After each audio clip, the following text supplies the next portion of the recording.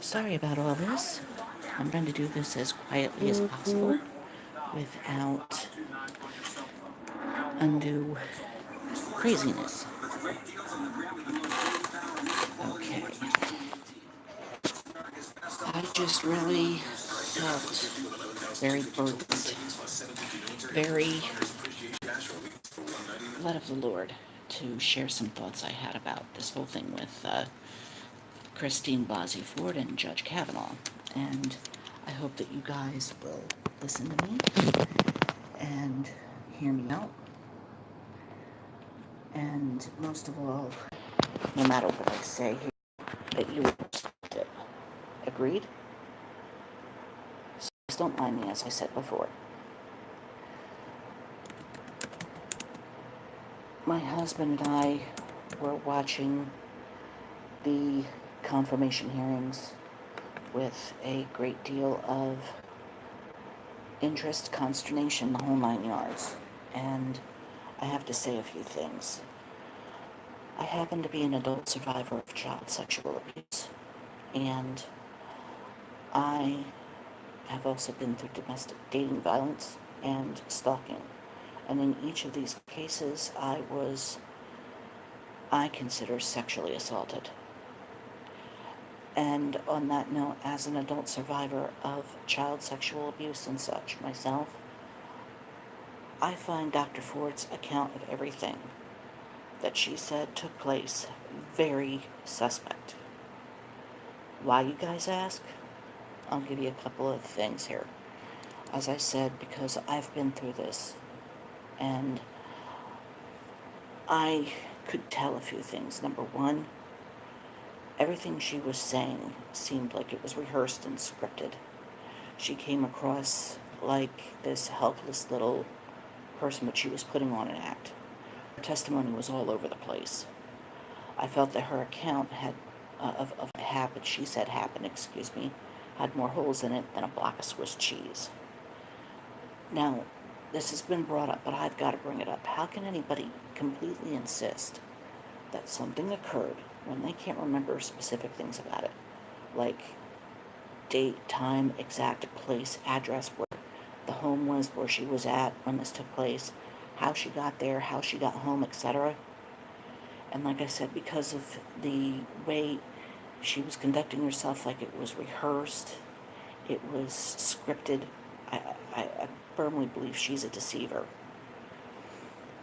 I also think that something did happen to her. I think that something happened to her, but it was not at the hands of Kavanaugh. I think somebody did something to her, but it certainly wasn't Judge Kavanaugh.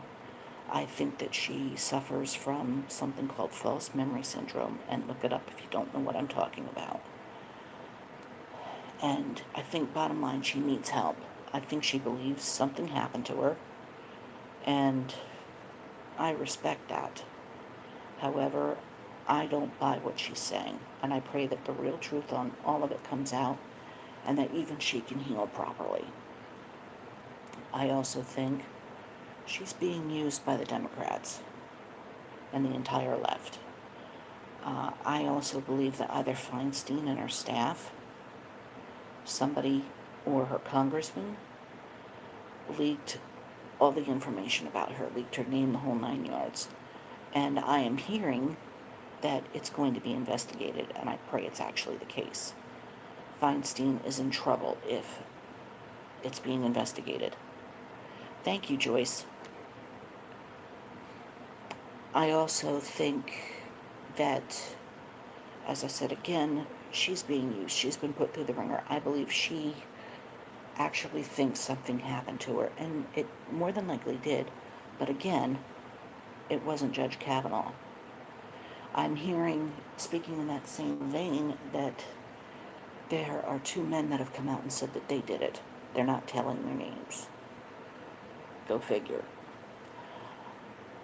I'm also wondering something. Please don't mind me, guys, but somebody explained to me how she's able to obtain attorneys, get a polygraph test in which not one real question was asked of her, and how she's got this fear of closed-in spaces and flying, but she flies for her job and for pleasure. She's been to more places than I've ever been, and I've never been on a plane. Now, in that same vein,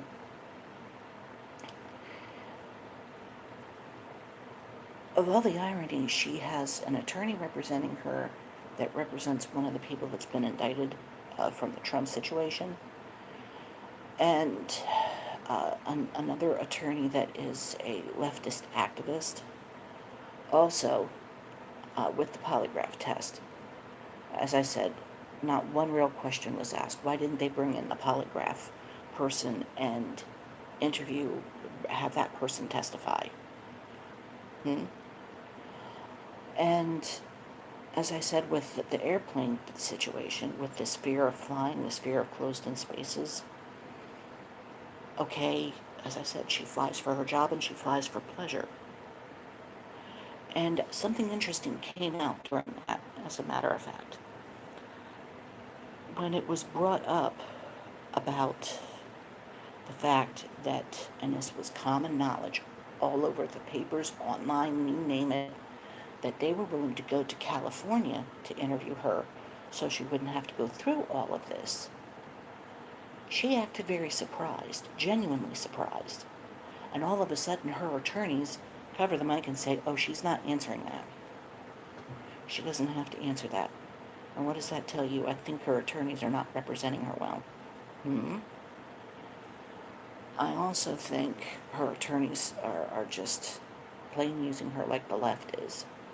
I think she got these attorneys through Feinstein, probably even her congresswoman. What do you think?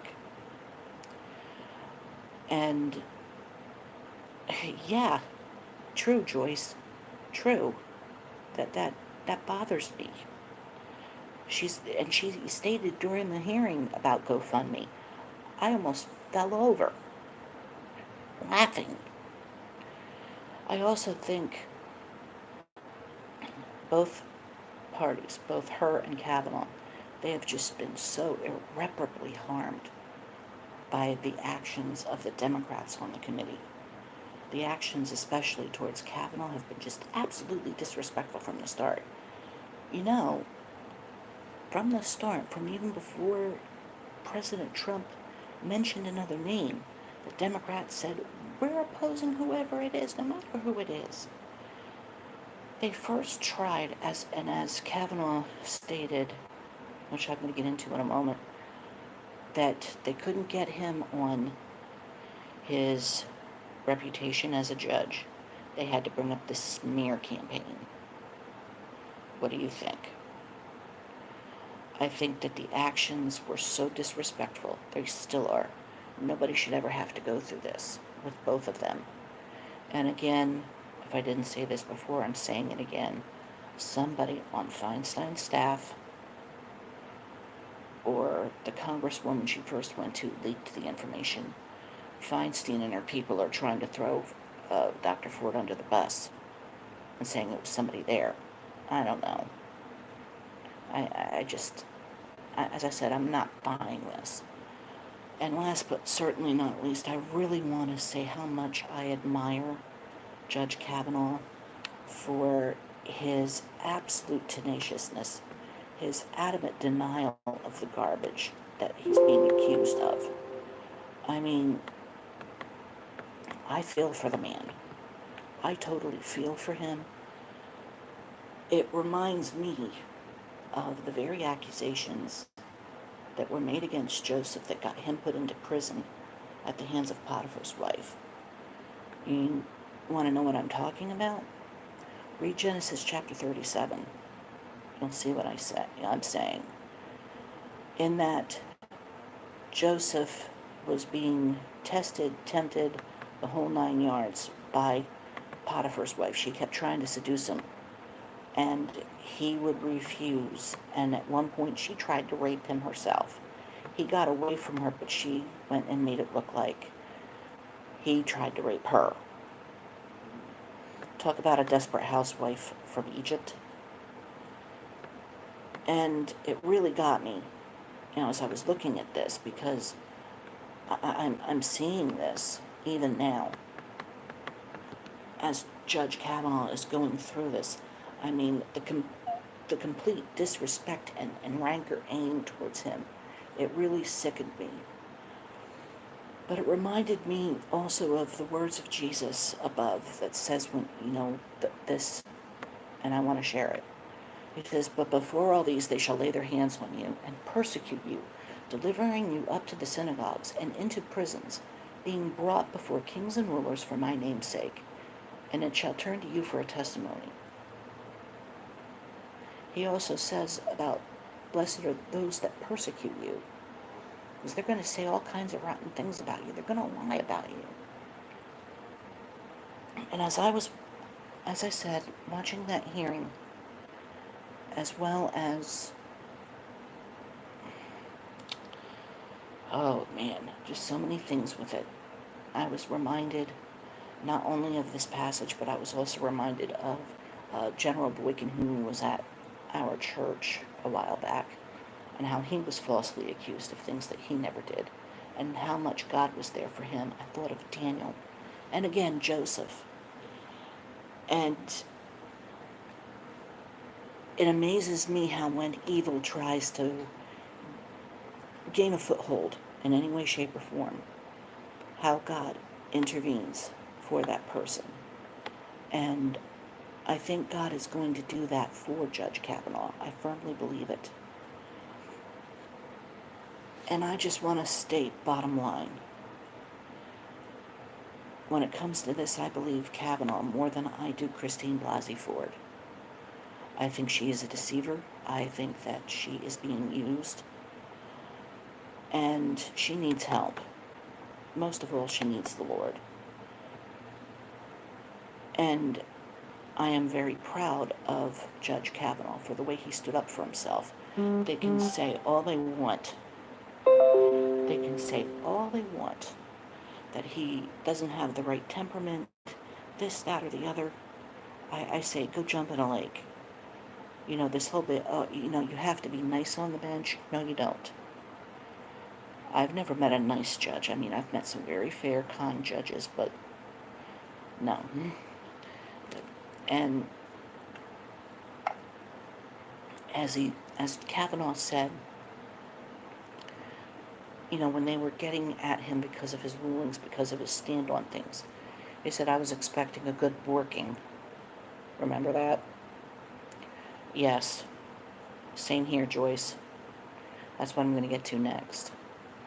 But when he just went at it, that it was a smear campaign, and I firmly believe it is. But I also love what he said about his daughter, that they want to pray for the accuser, pray for Dr. Ford, and I agree. We need to lift her up in prayer, that God opens her eyes to the truth, that she'll admit, you know what, I don't know exactly who did this to me, and I'm making a false accusation. I just pray that she does find out who, if anyone, did sexually violate her, and that she can get justice. And I'm also praying that during this FBI investigation, this time in which the FBI is now getting involved, for the 7th time, that they are careful and thorough, and that it doesn't take a week, that it takes less than a week. And I pray that everybody is presented with the facts, and that once these facts come out, that the Democrats don't have a leg to stand on. And I pray that everybody involved grows a spine and votes him in. That's just my perspective. I have to close this for now, but I just want to let everybody know this is where I stand on this. And if you've got any issues with me on it, feel free to message me here. And when you do, and you've got your disagreements, please show a little maturity. Don't go calling names. You guys have a good one. And I pray that if there's anybody out there that's been through this too, that you'll be able to find the help that you need and that you'll be able to get the justice that you're seeking. See ya.